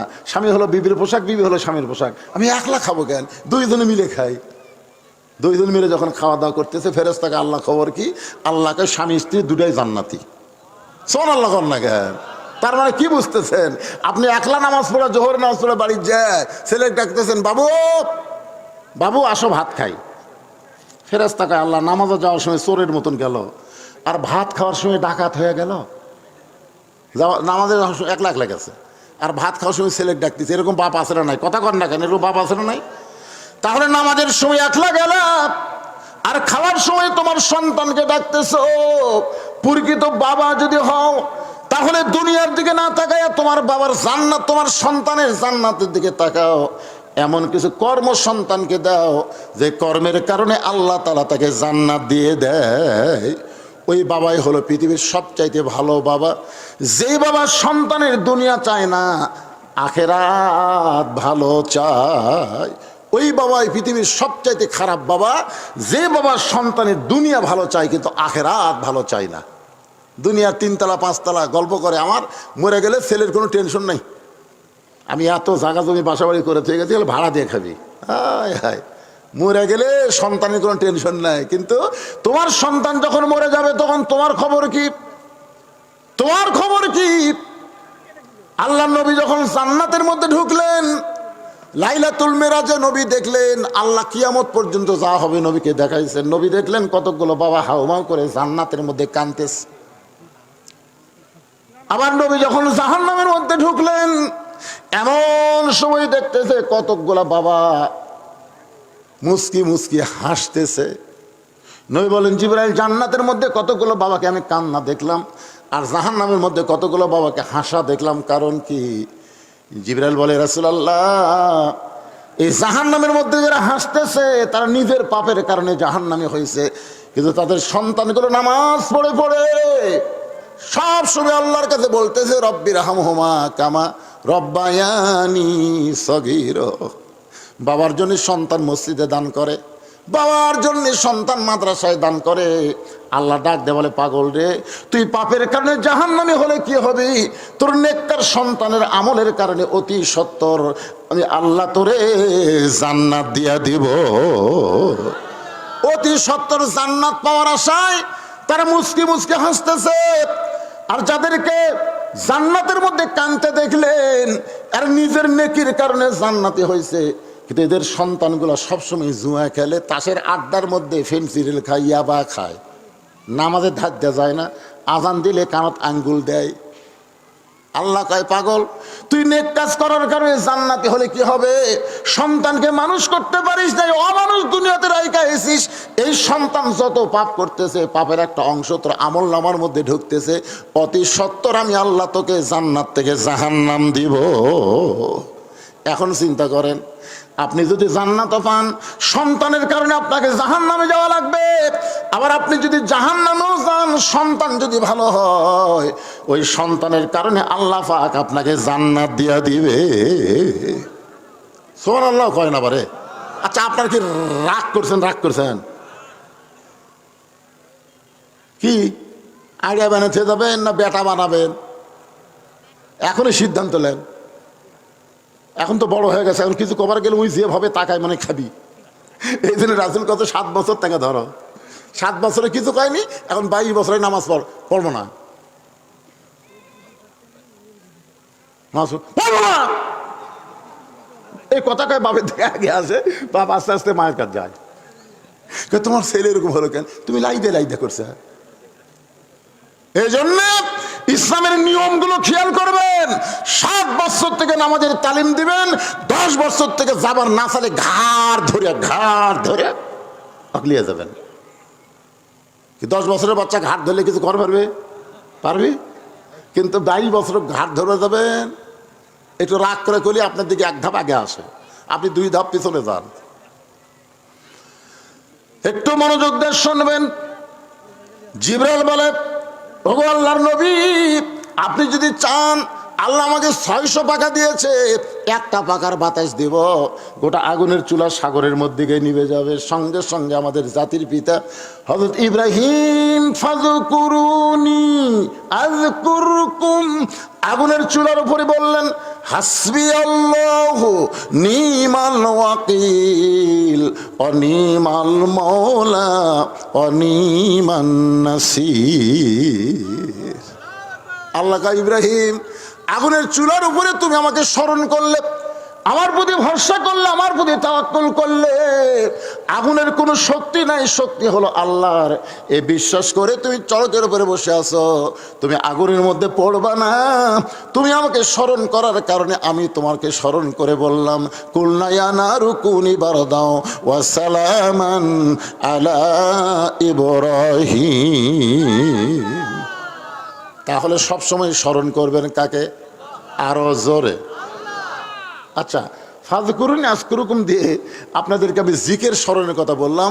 এখানে একটা আয়াত আপনাদের সামনে তেলাওয়াত করা হবে, ইন্না নাহনু নাযালনা যিকরা ওয়া ইন্না লাহু লাহাফিজুন। আল্লাহ তাআলা এই গোটা কোরআনকে জিকির হিসাবে নাজিল করেছে। কোরআন হেফাজতের দায়িত্ব কার? সবাই বলবেন, হেফাজতের দায়িত্ব কার? এখন আপনারা বলেন তো, এখানে জিকির মানে কি? না, এর আগে ফাযকুরুনি আযকুরকুম, জিকির মানে স্মরণ করা, কিন্তু এখানে জিকির মানে কি? এইটার উপরে সামান্য কথা বলি। আমার আজকে বক্তব্য সব মারাত্মক কথা, খুব খেয়াল করবেন। আমরা যখন কোরআনের ওয়াজ করতে যাই তখন কি বলি? আউযু বিল্লাহি মিনাশ শাইতানির রাজিম বলি না? আচ্ছা, কেন বলেন? কারণ এই কোরআনের মাধ্যমে শয়তান আমাদের সবচাইতে বড় ধোঁকা দিচ্ছে। আজকে কিন্তু বাংলাদেশের কোনো দল কোরআনের বিপক্ষে না, কিন্তু কোরআন অনুযায়ী চলার বিপক্ষে। জোরে কোন কথা ঠিক কিনা? সারা জীবন কোরআন পড়েনি, কোরআনের বিরুদ্ধে চালন করছে। ওই নেতা যখন মরে গেল, আমরা কতগুলো হুজুর যায় তার রুহের মাগফিরাতে কোরআন খতম দিয়ে দোয়া করি, রব্বানা যালামনা। আল্লাহ কয়, পাগলারা, কোরআন মরা মানুষের জন্য নয়, কোরআন হলো জীবিত মানুষের হেদায়েতের খোরাক। জোরে কোন কথা ঠিক কিনা? জীবিত অবস্থায় কোরআন থেকে হেদায়েত নিল না, মরার পরে কোরআন তেলাওয়াত করে জান্নাতে থুয়ে আসবে। ইন্না নাহনু নাযালনা যিকরা ওয়া ইন্না লাহু লাহাফিজুন। এখানে জিকির মানে হলো উপদেশ। জিকির মানে কি? কোরআনকে আল্লাহ তাআলা উপদেশ হিসাবে নাজিল করেছেন। কি উপদেশ?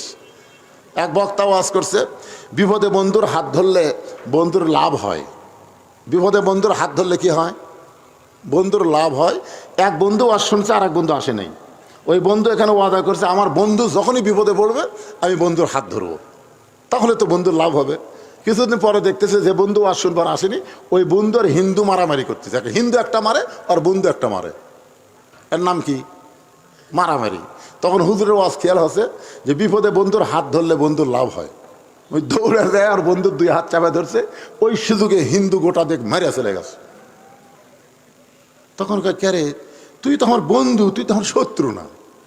তখন ওই একটা মারে, আমি একটা মারি, তুই কোত্থেকে দৌড়ে আসে আমার হাত ধরলো, আর এই সুযোগে 2টা মেরে চলে গেল।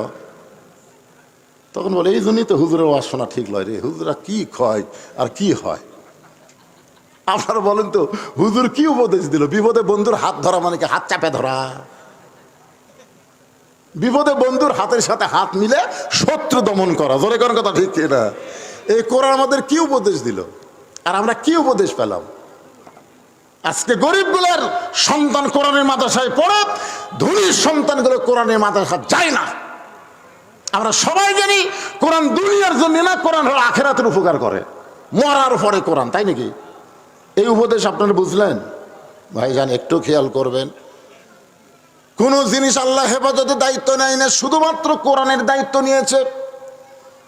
কারণ কোরআন অনুযায়ী আমরা চলবো।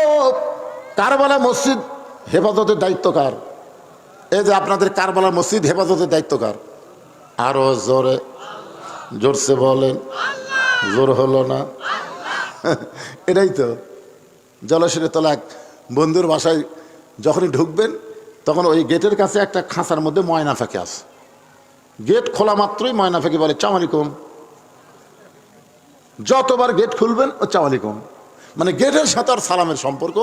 একটা কুত্তা মাথা দিয়ে ঠেলার গেট খুলছে, ময়নাকে চামালিকুম। আপনার বলেন তো ময়না কি সালামের উত্তর জানে, সালামের অর্থ জানে? ওটা শিখা দিছে, ওই খালি সমানে চামালিকুম চামালিকুম করতেছে। তো আপনারা তো তাই করলেন। আমি এতক্ষণ ধরে বললাম কি আর আপনারা বুঝলেন কি?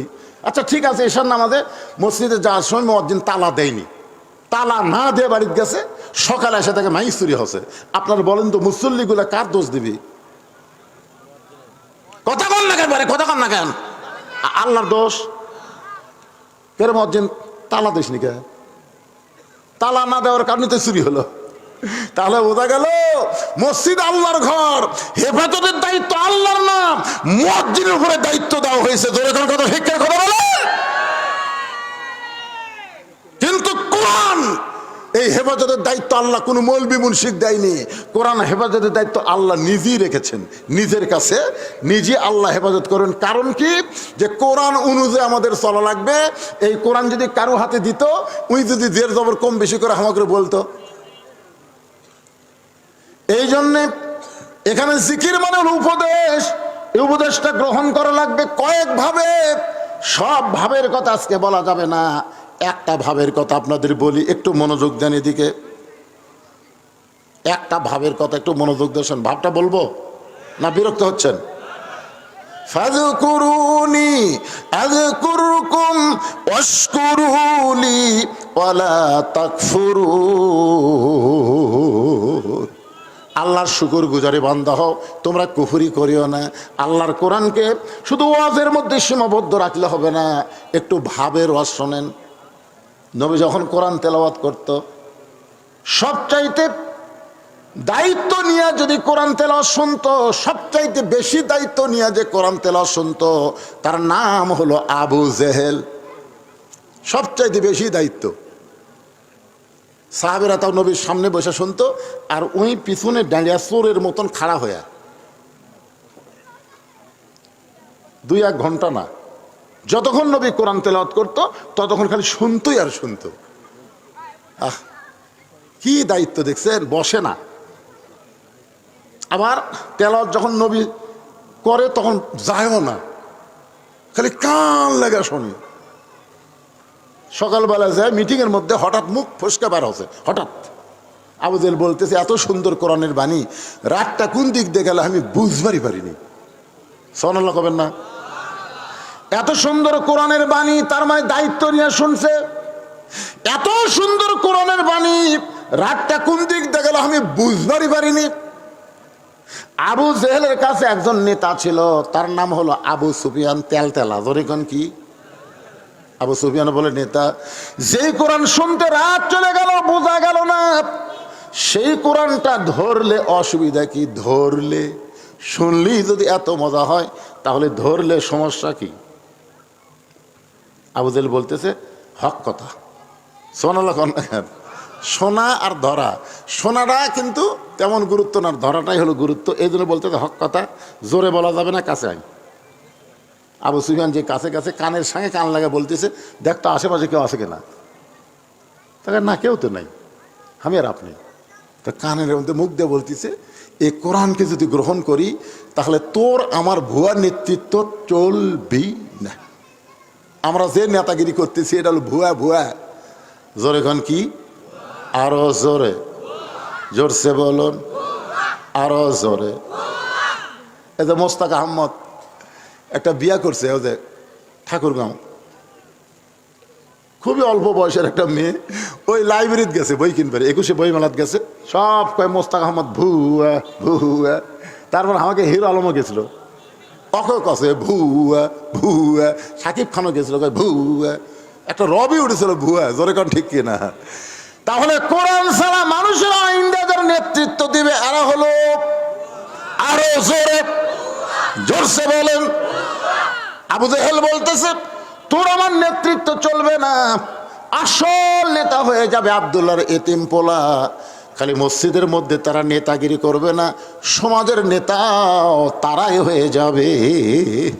আপনার বলেন তো, মসজিদের একটা ইমাম যখন আপনার নিয়োগ দেন, কি কি দেখে দেন? কথা কন না কেন? মসজিদের একটা ইমাম যদি আপনার নিয়োগ দেন, তাহলে কি দেখেন?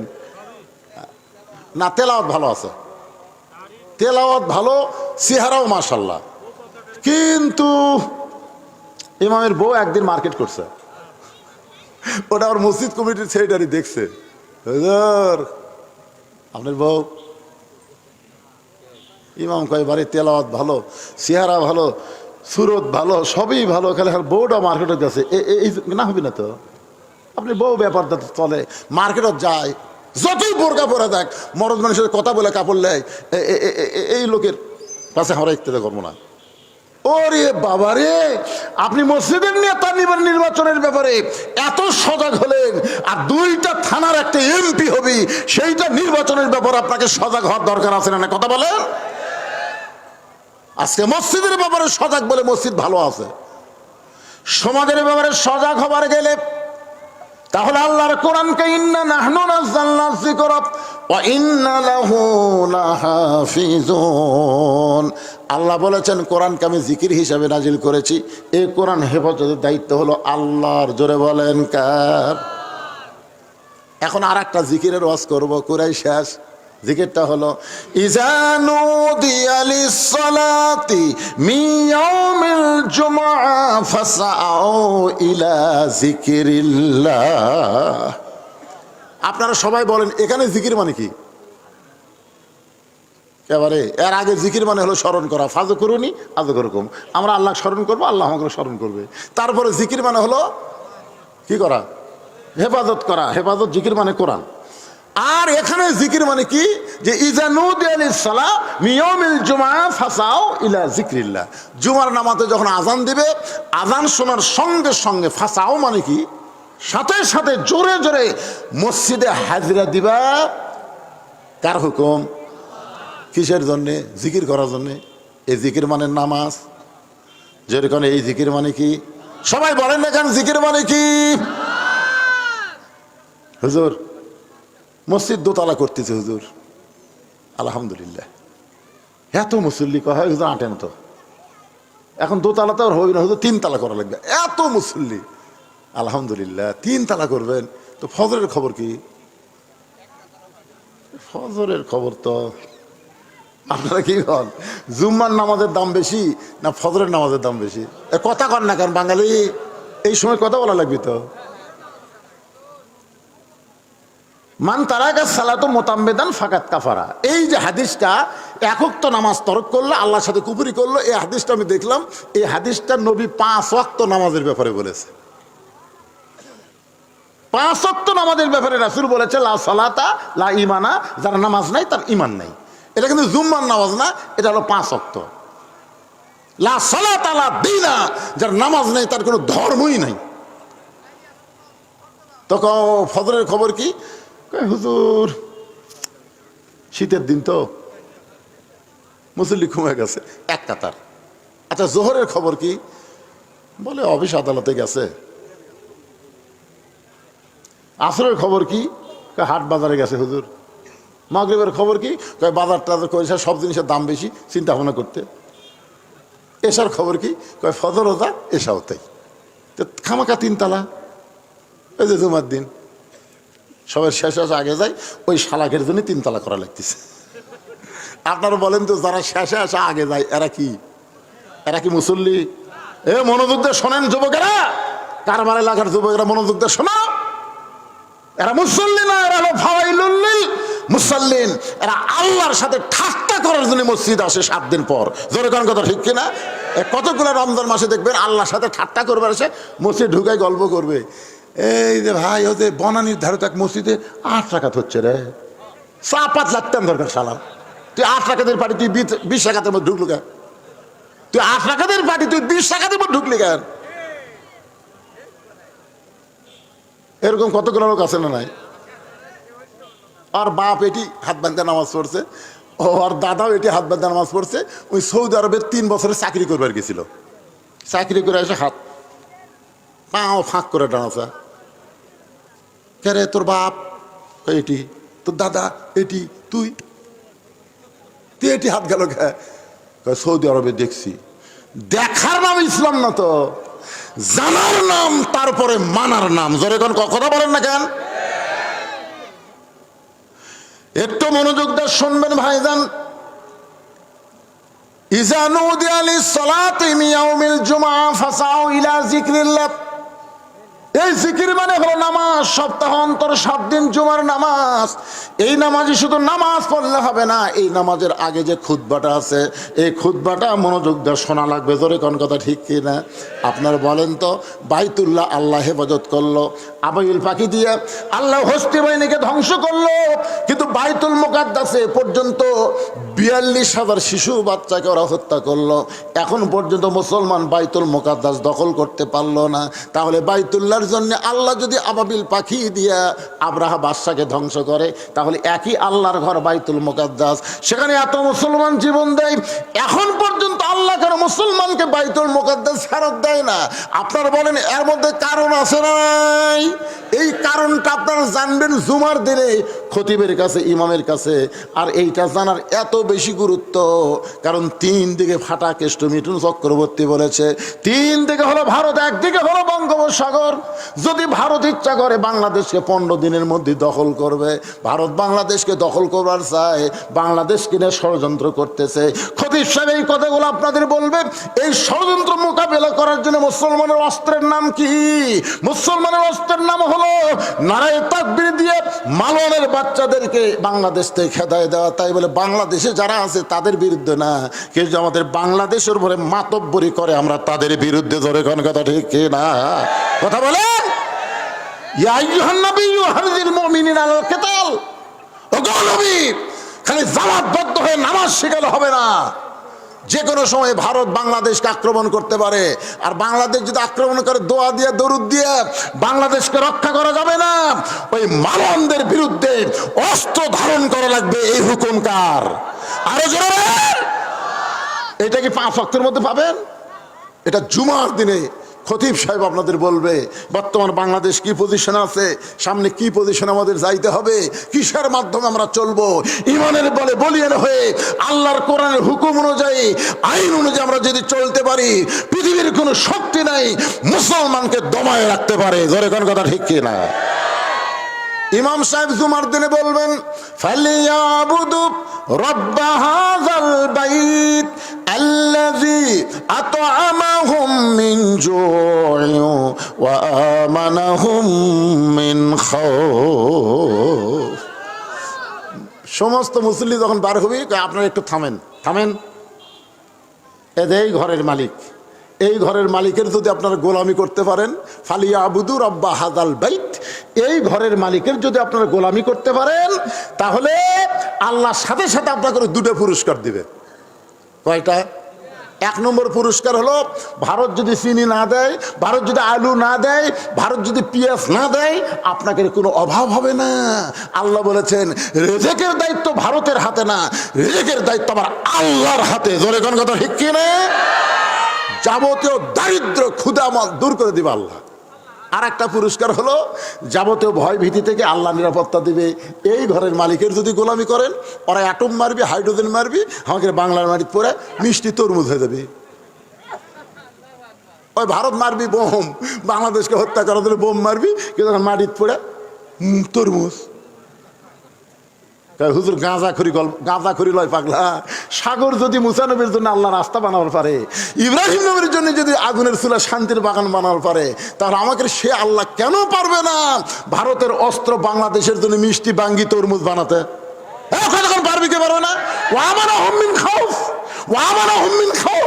সমস্ত ভয় ভীতি থেকে আল্লাহ পুরোপুরি নিরাপত্তা দিয়ে দিবে। ধরে কেন সুবহানাল্লাহ। শর্ত হলো এই ঘরের মালিকের গোলামি করা লাগবে। আর গোলামি করতে গেলে আল্লাহর কোরআনের বিকল্প কোনো রাস্তা। আল্লাহ যেন আমাদের সবাইকে তৌফিক দেয়। সকলে বলি আল্লাহুম্মা আমিন।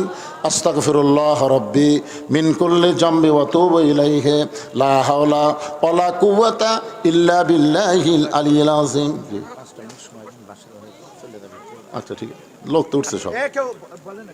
একটু বসেন, সবাই একটু বসেন। ভাই আপনারা এতক্ষণ থাকলেন, একটু দয়া করে আপনারা মোনাজাতটা করবেন। এরপরে আপনারা জানেন আন্তর্জাতিক নন্দিত মুফাসসিরে কোরআন হযরত মাওলানা মাহফুজুর রহমান দিনাজপুরি কথা বলবেন।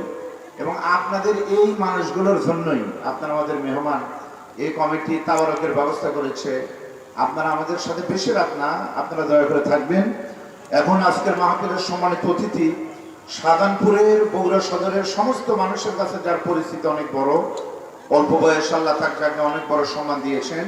শাহজাহানপুর উপজেলা পরিষদের ভারপ্রাপ্ত সাবেক চেয়ারম্যান এবং উপজেলা বিএনপির তুখর নেতা আমাদের প্রিয় ভাই জনাব আবুল বাশার সাহেবের হাতে সম্মাননার স্মারক আমরা তুলে দিচ্ছি। জনাব আমাদের মসজিদ কমিটির সহসভাপতি জহুরুল ইসলাম ভাই এবং আজকের প্রধান বক্তা এবং আমাদের সম্মানিত সহসভাপতি মুরব্বী জনাব মাওলানা আবু বকর সিদ্দিক, সবাই মিলে তার হাতে এই ক্রেস্ট তুলে দিতে চাই। বাশার ভাইয়ের জন্য দোয়া।